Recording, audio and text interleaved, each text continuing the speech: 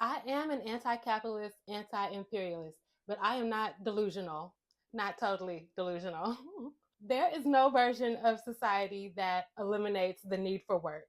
There is no getting around or getting away from the basic exchange of effort and energy that is inherent to all of existence. However, we can absolutely get away from the toxic work culture of capitalism. I believe we must. And indigenous philosophers like Malidoma Somé from Burkina Faso in West Africa have already written extensively about how we can do that, how we can approach work in a more holistic and fulfilling fashion. Okay, first, look at this clip from the series finale of the excellent, amazing show Mo on Netflix. He goes to visit his motherland of Palestine. He says to his uncle, "Let's go pick some olives."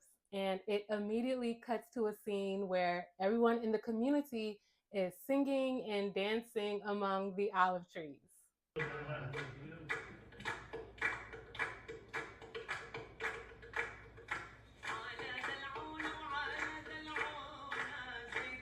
Of course, that's aesthetically beautiful from a cinematic, sensory storytelling perspective, but it also aligns with what Elder Malidoma wrote in his book, The Healing Wisdom of Africa, about how in indigenous cultures, raising the vibe and getting the energy right is very much a part of the work process.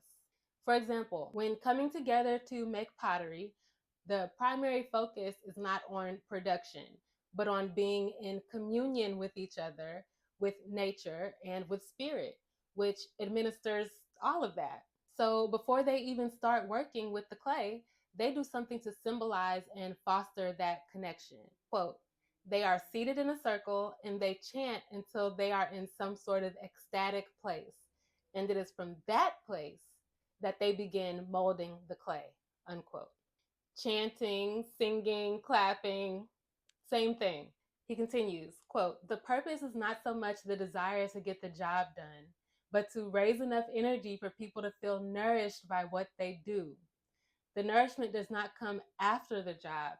It comes before the job and during the job. You are nourished first, and then your work flows out of your fullness."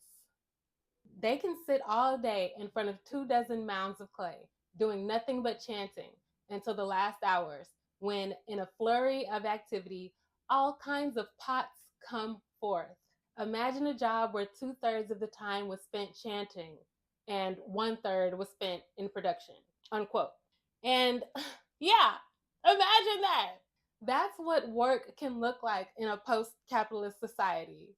Of course, this approach would be deemed completely unacceptable in a capitalist society where surplus production and efficiency is everything. But you got to remember that those things are only important to the owners of capital and is not a process we are required or need to subordinate our humanity to at all. They have us all fooled to think that their life would stop and end if we didn't have capitalism, if we didn't do it like this. No, friend, we'll be fine. We'll be more than fine, actually. Ashe.